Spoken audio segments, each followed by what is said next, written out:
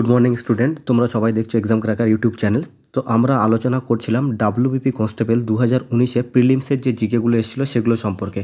তো কালকের ক্লাসে আমরা 1 থেকে 50টা কোশ্চেনের মধ্যে যে জিকেগুলো ছিল সেগুলো আলোচনা করেছি। আর আজকের ক্লাসে আমরা আলোচনা করব 51 থেকে 100 অবধি কোশ্চেনগুলোর মধ্যে যে জিকেগুলো আছে সেগুলো। তো চলো ক্লাসটা স্টার্ট করা যাক। প্রথম কোশ্চেন, ভারতীয় মহিলাদের মধ্যে কে সর্বপ্রথম অলিম্পিকে পদক জিতেছিলেন? যদি বলে ভারতীয় মহিলাদের মধ্যে কে সর্বপ্রথম অলিম্পিকে পদক জিতেছিলেন, তোমরা কি বলবে? কান্নাম মল্লেশ্বরী। আর যদি বলে কান্নাম মল্লেশ্বরী কোন অলিম্পিকে পদক জিতেছিলেন, কি বলবে? সিডনি অলিম্পিক 2000 সালে। 2000 সালে সিডনিতে যে গ্রীষ্মকালীন অলিম্পিক হয়েছিল সেখানে কান্নাম মল্লেশ্বরী পদক জিতেছিলেন, যিনি প্রথম ভারতীয় মহিলা ছিলেন। নেক্সট কোশ্চেন আসে যে কান্নাম মল্লেশ্বরী কোন খেলার সাথে যুক্ত? খুব ইম্পর্টেন্ট কোশ্চেন, তোমরা কি বলবে? Weight lifting. Weight lifting. Karnam Malleswari কোন খেলার সাথে যুক্ত? ওয়েট লিফটিং, বা বাংলায় যেটাকে বলে ভরোত্তোলন। বাংলায় যেটাকে বলা হয় ভরোত্তোলন। যদি বলে কান্নাম মল্লেশ্বরী কোন খেলার সাথে যুক্ত, তোমরা কি বলবে? ওয়েট লিফটিং বা ভরোত্তোলন। এবার আরেকটা কোশ্চেন আসে যে প্রথম ভারতীয় যিনি অলিম্পিকে পদক জিতেছিলেন। এখানে যেরকম মহিলা বলেছে, বাট ওটা মহিলা না, যে প্রথম ভারতীয় যিনি অলিম্পিকে পদক জিতেছিলেন তার নাম কি? তার নাম হচ্ছে কে.ডি. যাদব। যদি বলে প্রথম ভারতীয় যিনি অলিম্পিকে পদক জিতেছিলেন তার নাম কি, তোমরা কি বলবে? কে.ডি. যাদব। আর যদি বলে এই কে.ডি. যাদব কোন খেলার সাথে যুক্ত, তোমরা কি বলবে? কুস্তি। কে.ডি. যাদব কোন খেলার সাথে যুক্ত? কুস্তি। এবার অপশনের মধ্যে আরেকটা নাম তোমরা দেখতে পাচ্ছ, পিটি ঊষা। যদি বলে এই পিটি ঊষা কোন খেলার সাথে যুক্ত, তোমরা কি বলবে? Track and field. PT Usha কোন খেলার সাথে যুক্ত?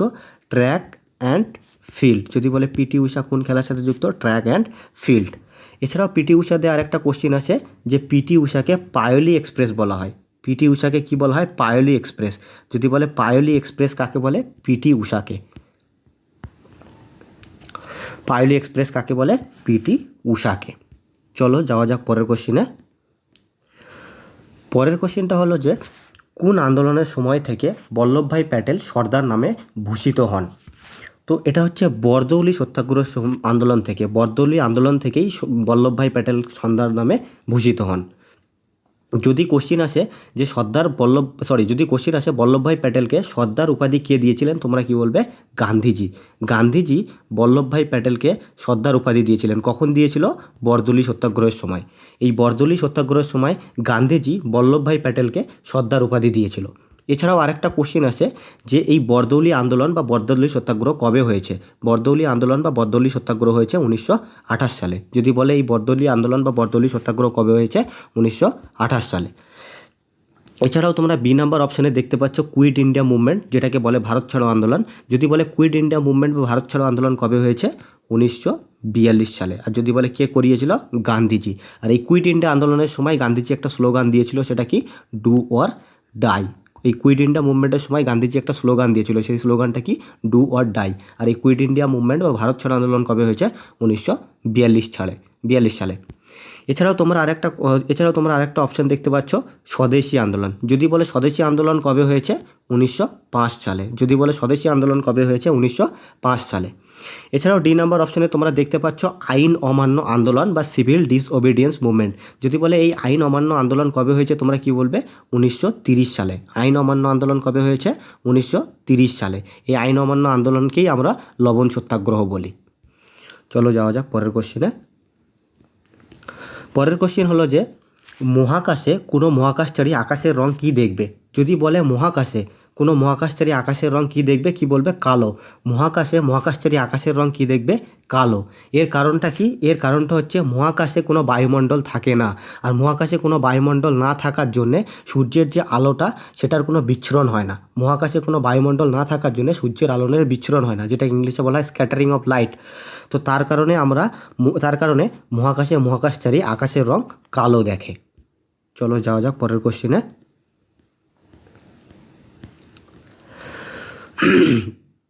পরের কোশ্চেন হলো যে ভারতীয় সংবিধানের কোন সংশোধনীর মাধ্যমে ভারত ও বাংলাদেশের মধ্যে অঞ্চল বিনিময় হয়েছে?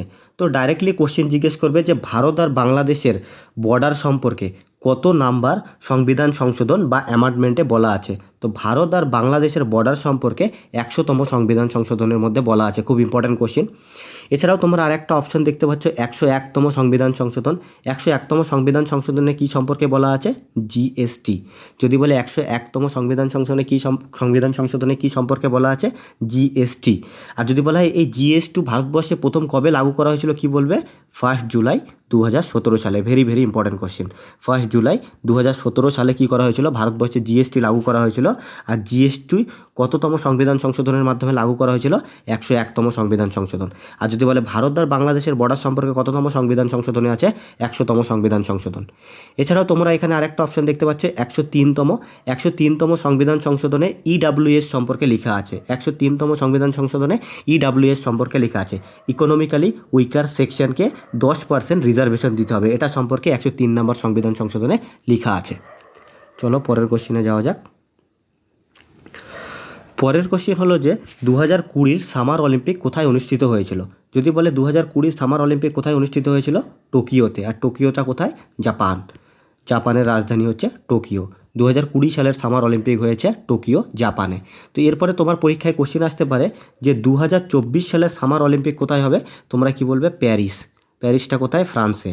Paris, France. 2024 সালে সামার অলিম্পিক কোথায় হবে? Paris, France. আর যদি বলে 2028 সালে সামার অলিম্পিক কোথায় হবে? তোমরা কি বলবে? Los Angeles, America. Los Angeles, America. Los Angeles, America. Los Angeles, America. এছাড়াও এটা সামার অলিম্পিক গেল। এছাড়াও উইন্টার অলিম্পিক, যে শীতকালীন অলিম্পিক হয়। যদি বলে 2022 সালে শীতকালীন অলিম্পিক বা উইন্টার অলিম্পিক কোথায় হয়েছিল? তোমরা কি বলবে? Beijing, China. কি বলবে? Beijing, China. 2022 সালের শীতকালীন অলিম্পিক হয়েছে বেইজিং, চায়নাতে। আর যদি বলে 2026 সালের শীতকালীন অলিম্পিক বা উইন্টার অলিম্পিক কোথায় হবে? তোমরা কি বলবে? মিলানো, ইতালিতে। কোথায় হবে? মিলান, ইতালিতে। চলো পরের কোশ্চেনে যাওয়া যাক। পরের কোশ্চেন হলো যে ফটোগ্রাফিক ফিল্মের আলোকচিত্র পরিস্ফুটিত করার জন্য কোন রাসায়নিক দ্রব্য ব্যবহার করা হয়? যদি বলে ফটোগ্রাফি ফিল্মের আলোকচিত্র পরিস্ফুটিত করার জন্য কোন রাসায়নিক দ্রব্য ব্যবহার করা হয়? সেটা ব্যবহার করা হচ্ছে সিলভার ব্রোমাইড। যদি তোমাদের কাছ থেকে সিলভার ব্রোমাইডের সিম্বল জিজ্ঞেস করে বা ফর্মুলা জিজ্ঞেস করে, তাহলে কি বলবে?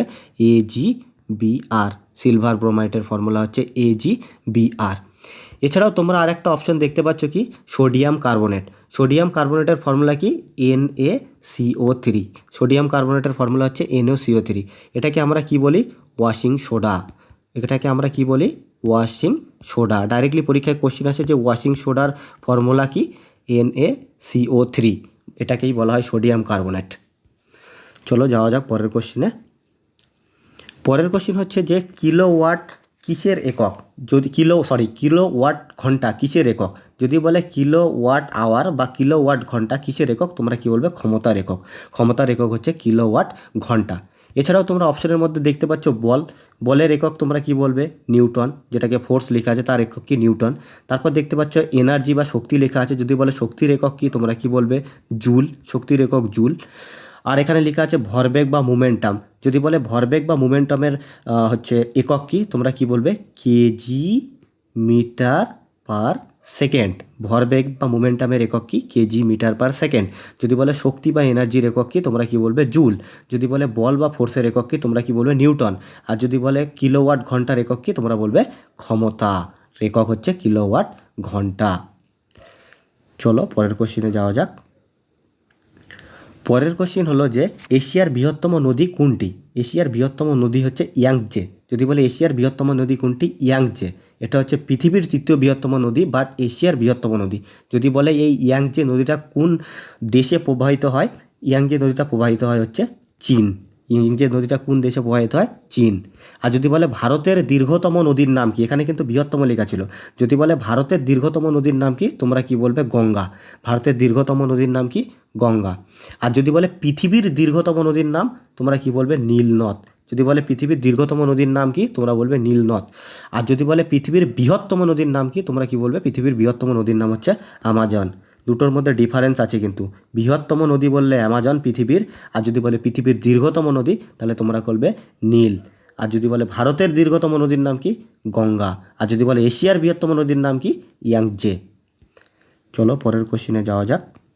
সরি, এখানে আরেকটা অপশন দেখে নাও যে হোয়াংহো, এই হোয়াংহোকে চীনের দুঃখ বলা হয়। যদি বলা হয় কোন নদীকে চীনের দুঃখ বলা হয়, তোমরা কি বলবে? হোয়াংহো নদীকে চীনের দুঃখ বলা হয়। চলো পরের কোশ্চেনে যাওয়া যাক। পরের কোশ্চেনটা হলো যে কোন ঋতুতে আমাদের শরীরে বেশি ফ্যাটের প্রয়োজন হয়? যদি বলে কোন ঋতুতে আমাদের শরীরে বেশি ফ্যাটের প্রয়োজন হয়, তোমরা কি বলবে? শীতকালে। শীতকালে আমাদের দেহে বেশি ফ্যাটের প্রয়োজন হয়, কারণ শীতকালে সূর্যের তাপমাত্রা খুব কম থাকে, আর সূর্যের তাপমাত্রা খুব কম থাকায় আমাদের বডিতে ওজন বাড়ানোর চেষ্টা করে, আর বডিতে ওজন বাড়াতে গেলে বডির মধ্যে ফ্যাট স্টোর হতে হবে। সেই কারণে শীতকালে বডিতে বেশি ফ্যাট জমে, সেই কারণেই শীতকালে ফ্যাটেরও প্রয়োজন বেশি হয়। চলো পরের কোশ্চেনে যাওয়া যাক। পরের কোশ্চেনটা হলো যে খনিজ পদার্থ ফ্লোরিনের অভাবে মানবদেহে কী ক্ষতি হয়? খনিজ পদার্থ ফ্লোরিনের অভাবে মানবদেহে দাঁত দুর্বল হয়ে পড়ে। খনিজ পদার্থ ফ্লোরিনের অভাবে কী হয়? দাঁত দুর্বল হয়। এছাড়াও তোমরা অপশন দেখছো goitre, very very important question পরীক্ষার জন্য। যদি শরীরে আয়োডিনের ডেফিসিয়েন্সি হয়, যদি বডিতে আয়োডিন কমে যায়, তাহলে আমাদের কী রোগ হয়? গয়টার। আর এখানে আরেকটা দেখছো অ্যানিমিয়া, এটার বাংলা হচ্ছে রক্তকল্পতা। যদি শরীরে রক্ত কমে যায় তার জন্য যে রোগটা হয় সেটাকে আমরা বলি অ্যানিমিয়া। শরীরে যদি আয়োডিন কমে যায় তার জন্য যে রোগটা হয় সেটাকে গয়টার বলে। ফ্লোরিনের অভাবে দুর্বল দাঁত হয়, আর হচ্ছে রক্ত যদি শরীরে কমে যায় তাহলে সেটা আমরা বলি অ্যানিমিয়া বা রক্তকল্পতা। চলো পরের কোশ্চেন। পরের কোশ্চেন বলেছে যে স্যাকারিন কী দিয়ে তৈরি হয়? যদি বলে স্যাকারিন কী দিয়ে তৈরি হয়, তোমরা কি বলবে? টলিউন। টলিউন, টলিউইন। স্যাকারিন কী দিয়ে তৈরি হয়? টলুইন। এছাড়াও তোমরা ডি নাম্বার অপশন দেখছো বিউটেন। এই যে বিউটেন, আইসোবিউটেন আর প্রোপেন, এই তিনটে গ্যাস কিসের মধ্যে থাকে? এই তিনটে গ্যাস এলপিজি সিলিন্ডারের মধ্যে থাকে, আগের ক্লাসে আমরা পড়েছিলাম। এছাড়াও এখানে তোমরা একটা অপশন দেখতে পাচ্ছ ফেনল। এই ফেনলের ফর্মুলা পরীক্ষায় জিজ্ঞেস করে, তো ফেনলের ফর্মুলা কি? C6H5OH। যদি জিজ্ঞেস করে ফেনলের ফর্মুলা কি, ফেনলের ফর্মুলা হচ্ছে C6H5OH। আর ফেনল হচ্ছে ডিসইনফেক্ট্যান্ট হিসাবে ইউজ করা হয়। চলো পরের কোশ্চেনে।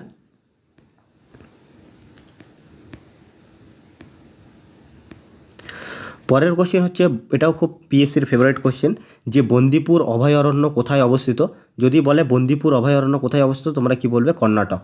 যদি বলে বন্দিপুর অভয়ারণ্য কোথায় অবস্থিত, তোমরা কি বলবে? কর্ণাটক। এছাড়াও জাতীয় উদ্যান বা ন্যাশনাল পার্ক জিজ্ঞেস করে যে কোন ন্যাশনাল পার্ক বা কোন জাতীয় উদ্যানটা কোন রাজ্যে। তো উড়িষ্যার দুটো খুব ফেমাস মানে বিখ্যাত জাতীয় উদ্যান আছে। একটা হচ্ছে ভিতরকনিকা। যদি বলে ভিতরকনিকা জাতীয় উদ্যান, ভিতরকনিকা জাতীয় উদ্যান কোন রাজ্যে? ভিতরকনিকা জাতীয় উদ্যান হচ্ছে উড়িষ্যাতে। এছাড়াও আরেকটা উড়িষ্যার বিখ্যাত জাতীয় উদ্যান হচ্ছে শিমলিপাল। যদি বলে শিমলিপাল জাতীয় উদ্যান কোথায়, তোমরা কি বলবে? উড়িষ্যাতে। তো ভিতরকনিকা, শিমলিপাল, ভিতরকনিকা জাতীয় উদ্যান কোথায়? উড়িষ্যাতে। আর যদি বলে শিমলিপাল জাতীয় উদ্যান কোথায়? উড়িষ্যাতে। পরীক্ষাতে বহুতবার জিজ্ঞেস করেছে। এছাড়াও গুজরাট দেখতে পাচ্ছ, গুজরাটের দ্বিতীয় জাতীয় উদ্যান পরীক্ষায় খুব জিজ্ঞেস করে, একটা হচ্ছে গির ফরেস্ট। যদি জিজ্ঞেস করে গির ফরেস্ট জাতীয় উদ্যান কোন রাজ্যে, তোমরা কি বলবে? গির ফরেস্ট জাতীয় উদ্যান হচ্ছে গুজরাটে। আর একটা গুজরাটে হচ্ছে মেরিন জাতীয় উদ্যান। মেরিন, যদি বলে মেরিন জাতীয় উদ্যান কোন রাজ্যে, তোমরা কি বলবে? গুজরাটে। মেরিন জাতীয় উদ্যান কোন রাজ্যে? গুজরাটে। আর গির ফরেস্ট জাতীয় উদ্যান কোন রাজ্যে? গুজরাটে। এছাড়াও রাজস্থানের দুটো জাতীয় উদ্যান জিজ্ঞেস করে পরীক্ষায়, একটা হচ্ছে কেওলাডিও। যদি বলে কেওলাডিও জাতীয় উদ্যান কোথায়? কেওলাডিও। যদি বলে কেওলাডিও জাতীয় উদ্যান কোথায়, তোমরা কি বলবে? রাজস্থান। কেওলাডিও জাতীয় উদ্যান এটা কোথায়? রাজস্থানে। এছাড়াও আরেকটা জিজ্ঞেস করে যে সরিস্কা জাতীয় উদ্যান, সেটা কোথায়? সেটাও রাজস্থানে। যদি বলে সরিস্কা, সরিস্কা জাতীয় উদ্যান কোন রাজ্যে, তোমরা কি বলবে? রাজস্থানে। তাহলে আমি কি বললাম? যে বন্দিপুর অভয়ারণ্য কোন রাজ্যে? কর্ণাটক। তারপরে বললাম যে ভিতরকনিকা জাতীয় উদ্যান কোথায়? উড়িষ্যাতে। শিমলিপাল জাতীয় উদ্যান কোথায়? উড়িষ্যাতে। তারপরে বললাম যে মেরিন জাতীয় উদ্যান কোথায়? গুজরাটে। তাছাড়াও আরেকটা বললাম যে গির ফরেস্ট জাতীয় উদ্যান কোথায়? গুজরাটে। তারপরে বললাম যে কেওলাডিও জাতীয় উদ্যান কোথায়? রাজস্থানে। এছাড়াও আরেকটা জাতীয় উদ্যান আমি কি বললাম? যে সরিস্কা, সরিস্কা জাতীয় উদ্যান কোথায়? রাজস্থানে। চলো পরের কোশ্চেনে যাওয়া যাক। পরের কোশ্চেন বলেছে যে স্মৃতি মন্দনা কোন খেলার সাথে যুক্ত? তোমরা সবাই জানো স্মৃতি মন্দনা ক্রিকেটের সাথে যুক্ত। স্মৃতি মন্দনা কোন খেলার সাথে যুক্ত? ক্রিকেটের সাথে যুক্ত। মেজর ধ্যানচাঁদ কোন খেলার সাথে যুক্ত? হকির সাথে। তোমরা সবাই জানো। ম্যারি কম যে বক্সিংয়ের সাথে যুক্ত। যদি বলে ম্যারি কম কোন খেলার সাথে যুক্ত, তোমরা কি বলবে? বক্সিংয়ের সাথে যুক্ত। এছাড়াও টেবিল টেনিস একটা ফেমাস নাম আছে মনিকা বাত্রা।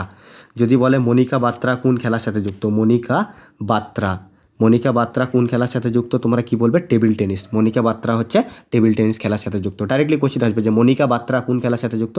Table tennis. স্মৃতি মন্দনা কোন খেলার সাথে যুক্ত? ক্রিকেট। মেজর ধ্যানচাঁদ কোন খেলার সাথে যুক্ত? হকি। আর ম্যারিকম কোন খেলার সাথে যুক্ত? বক্সিং। ডাইরেক্টলি এইভাবেই জিজ্ঞেস করে। চলো পরের কোশ্চেনে।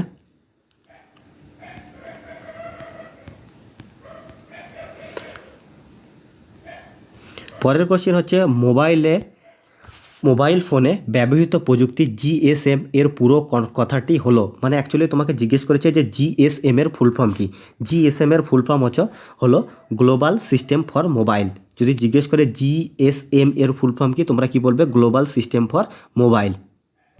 চলো পরের কোশ্চেনে। পরের কোশ্চেন বলেছে যে কিসের অভাবের জন্য দুধকে এখন আর সুষম খাদ্য বলে না? সুষম খাদ্য বলে না দুধকে, তার কারণ হচ্ছে দুধে হচ্ছে লোহা আর ভিটামিন সির অভাব হয়ে গেছে। যে দুধে লোহা আর ভিটামিন সি এর অভাবের জন্য দুধকে আর সুষম খাদ্য বলা যায় না। চলো পরের কোশ্চেনে।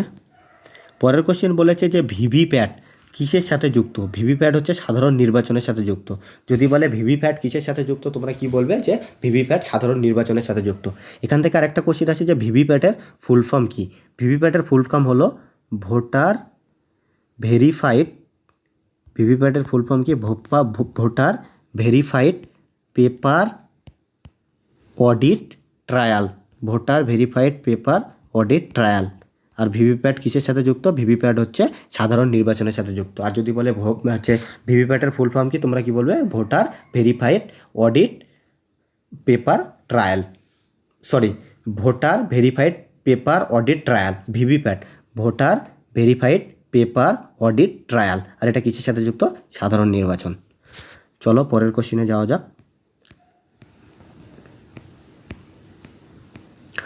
পরের কোশ্চেন হলো যে কর্কট ক্রান্তি রেখা ভারতের নিচে বর্ণিত কোন রাজ্যের উপর দিয়ে যায় না? তো কর্কট ক্রান্তি রেখা উত্তরপ্রদেশের মধ্যে দিয়ে যায় না। যদি জিজ্ঞেস করে কর্কট ক্রান্তি রেখা ভারতের কটা রাজ্যের মধ্যে দিয়ে গেছে, তোমরা কী বলবে? কর্কট ক্রান্তি রেখা ভারতের মোট 8টা রাজ্যের মধ্যে দিয়ে গেছে। তো সেই 8টা রাজ্য কী কী? রাজস্থান, গুজরাট, মধ্যপ্রদেশ, ছত্তিশগড়, ঝাড়খণ্ড, ওয়েস্ট বেঙ্গল, ত্রিপুরা আর মিজোরাম। তো আমি কি বললাম? আমি বললাম যে কর্কট ক্রান্তি রেখা ভারতের কতগুলো রাজ্যের মধ্যে দিয়ে গেছে? তো কর্কট ক্রান্তি রেখা ভারতের মোট 8টা রাজ্যের উপর দিয়ে গেছে। এই কোশ্চেনটা খুব ইম্পর্ট্যান্ট কোশ্চেন।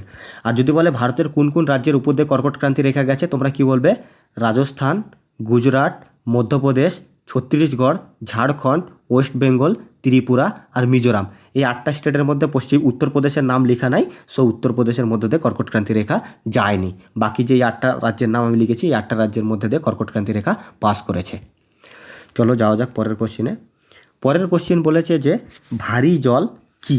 ভারী জল হচ্ছে হাইড্রোজেনের আইসোটোপ। ভারী জল কি? একটা হাইড্রোজেনের আইসোটোপ। হাইড্রোজেনের 3টা আইসোটোপ আছে। একটা হচ্ছে 1H1, 1H2 আর 1H3। তো এই 1H1কে আমরা বলি প্রোটিয়াম, আর 1H2কে আমরা বলি ডিউটেরিয়াম, আর 1H3কে বলি আমরা ট্রাইটিয়াম। প্রোটিয়াম, ডিউটেরিয়াম আর ট্রাইটেরিয়াম। এই যে তোমরা ডিউটেরিয়াম দেখছো, এটাকেই ভারী জল বলা হয়, যার সংকেত কি? D2O। যদি তোমাদের জিজ্ঞেস করে ভারী জলের সংকেত কি, তোমরা কি বলবে? ভারী জলের সংকেত হচ্ছে D2O। আর যদি বলে হাইড্রোজেনের কোন আইসোটোপটাকে আমরা ভারী জল বলি? ডিউটেরিয়ামকে। সেটাকে আমরা কিভাবে লিখি? 1H2। আর আইসোটোপ তাকে বলে যার হচ্ছে পারমাণবিক সংখ্যা সেম হয় বাট ভর সংখ্যা আলাদা হয়। এটাকে পারমাণবিক সংখ্যা বলে, আর এটাকে ভর সংখ্যা বলে। এটাকে যার পারমাণবিক সংখ্যা সমান হয়, যেরকম 1H1, 1H2 আর 1H3, এটাকে পারমাণবিক সংখ্যা বলে, এটাকে ভর সংখ্যা বলে। দেখো 3টারই পারমাণবিক সংখ্যা সমান বাট 3টারই ভর সংখ্যা আলাদা। তো যার পারমাণবিক সংখ্যা সমান হয় কিন্তু ভর সংখ্যা আলাদা হয়, তাকে আমরা কি বলি? আইসোটোপ। চলো পরের কোশ্চেনে যাওয়া যাক। পরের কোশ্চেনটা হলো যে ব্যারোমিটারের পার্ট হঠাৎ কমে গেলে আবহাওয়ার কি পরিবর্তন হয়? যদি ব্যারোমিটারের পার্ট মানে রিডিং হঠাৎ করে পড়ে যায়, তাহলে কি হয়? যে খুব ঝড় হবে। তাহলে কি হয়? খুব ঝড় হবে। কারণ ব্যারোমিটারের পার্টটা যদি হঠাৎ করে কমে যায়, বায়ুর প্রেশারটা হঠাৎ করে কমে যাবে, মানে বায়ুর প্রেশারটা হঠাৎ করে কমে যায়, আর বায়ুর প্রেশার কমে গেলেই ঝড় হয়। চলো পরের কোশ্চেনে যাওয়া যাক।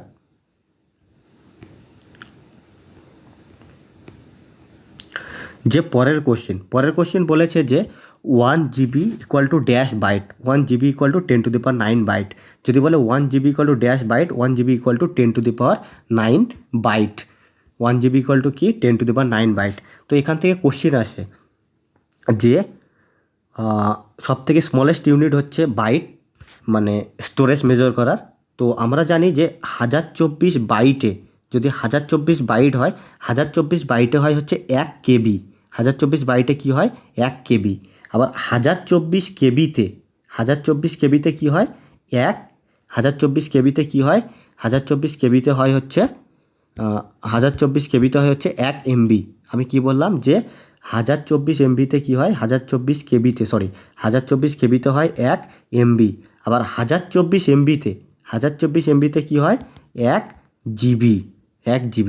তো যখন আমরা এরকম 1024 করবো, ওরা এটাকে 1024টা হাজার হিসাবে, মানে অ্যাপ্রক্স হাজার নিয়েছে। আর হাজার মানে 10⁻³ হয়, 10⁻³ হবে। আর প্রথমে একটা 10⁻³ ছিল, আর তিনটেকে 10⁻³ কে যদি আমরা অ্যাড করি তাহলে 10⁹ হয়। চলো পরের কোশ্চেনে যাওয়া যাক। পরের কোশ্চেন হলো যে কে ভারতের জাতীয় আয় নির্ধারণ করেছিলেন? প্রথম ভারতের জাতীয় আয় নির্ধারণ করেছিলেন হচ্ছে দাদাভাই নৌরোজি। আর আগের ক্লাসে পড়িয়েছিলাম যে দাদাভাই নৌরোজিকে কী বলা হয়? Grand old man of India. যদি বলে grand old man of India কাকে বলা হয়? দাদাভাই নৌরোজি। এছাড়াও poverty and un-British rule in India, এই বইটা কে লিখেছে? দাদাভাই Naoroji. Poverty and un-British rule in India, এই বইটা কে লিখেছে? দাদাভাই নৌরোজি। এছাড়াও তোমরা আরেকটা দেখছো প্রশান্ত চন্দ্র মহলানবিশ, এই পিসি মহলানবিশ খুব ইম্পর্ট্যান্ট। যদি বলে দ্বিতীয় পঞ্চবার্ষিকী পরিকল্পনা কার প্ল্যানের উপর বেস করে তৈরি করা হয়েছিল, সেটা হচ্ছে প্রশান্ত চন্দ্র মহলানবিশ। দ্বিতীয় পঞ্চবার্ষিকী পরিকল্পনা কোন মডেলের উপর বেস করে তৈরি করা হয়েছিল? সেটা হচ্ছে প্রশান্ত চন্দ্র মহলানবিশ মডেলের উপর। চলো পরের কোশ্চেনে যাওয়া যাক।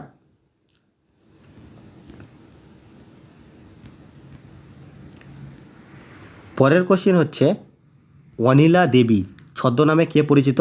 অনিলা দেবী ছদ্মনাম হচ্ছে শরৎচন্দ্র চট্টোপাধ্যায়ের। যদি বলে অনিলা দেবী ছদ্মনামে কে পরিচিত, তোমরা কি বলবে? অনিলা দেবী হচ্ছে শরৎচন্দ্র চট্টোপাধ্যায়ের ছদ্মনাম। এছাড়াও তোমরা এখানে একটা অপশন দেখছো আশাপূর্ণা দেবী। আশাপূর্ণা দেবীর লেখা একটা বই হচ্ছে প্রথম প্রতিশ্রুতি, যেটার জন্য তিনি 1976 সালে জ্ঞানপীঠ পুরস্কার পেয়েছিলেন। আর আশাপূর্ণা দেবী হচ্ছে প্রথম মহিলা যিনি জ্ঞানপীঠ পুরস্কার পেয়েছিলেন। যদি বলে প্রথম মহিলাকে যিনি জ্ঞানপীঠ পুরস্কার পেয়েছিলেন, কি নাম? আশাপূর্ণা দেবী। যদি বলে কবে জ্ঞানপীঠ পুরস্কার পেয়েছিল? 1976 সালে। আর যদি বলে কোন বইটার জন্য জ্ঞানপীঠ পুরস্কার পেয়েছিল, তোমরা কি বলবে? প্রথম প্রতিশ্রুতি। আর এই কোশ্চেনটা হচ্ছে অনিলা দেবী, এই ছদ্মনামটা কার? শরৎচন্দ্র চট্টোপাধ্যায়।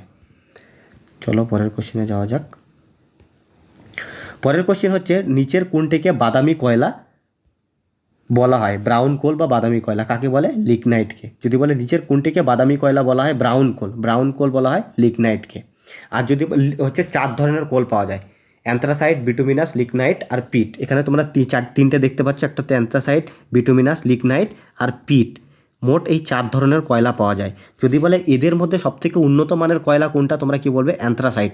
সবথেকে উন্নত মানের কয়লা হচ্ছে অ্যান্থ্রাসাইট। আর যদি বলে এই 4 ধরনের কয়লার মধ্যে ভারতে সবথেকে বেশি কোনটা পাওয়া যায়? বিটুমিনাস। ভারতে সবথেকে বেশি পাওয়া যায় বিটুমিনাস। আর বাদামি কয়লা বা ব্রাউন কোল বলা হয় হচ্ছে লিগনাইটকে। চলো পরের কোশ্চেনে যাওয়া যাক। পরের কোশ্চেনটা হলো যে মনসবদারি প্রথা কে প্রবর্তন করেছেন? আগের ক্লাসেই বলিয়েছিলাম যে মনসবদারি প্রথার প্রচলন করেছে আকবর। দিনী ইলাই কে প্রবর্তন করেছেন? আকবর। বুলন্দ দরওয়াজা কে তৈরি করেছেন? আকবর। এগুলো সব আগের ক্লাসে আমি পড়িয়েছিলাম।